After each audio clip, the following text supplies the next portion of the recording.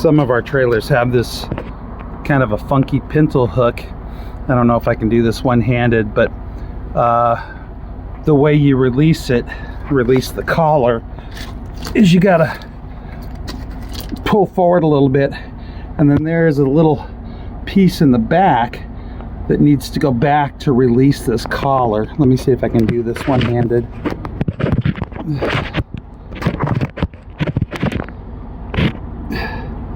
So pull forward on this part, then reach back here and push that back so the collar won't flip forward.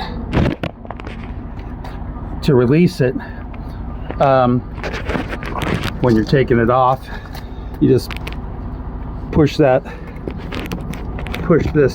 piece back here backwards, and then you can push this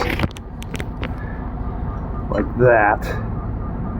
So anyhow, that's how you release that type of pintle hook. It's kind of funky. I don't know why we have multiple kinds, but there it is. Hopefully that helps.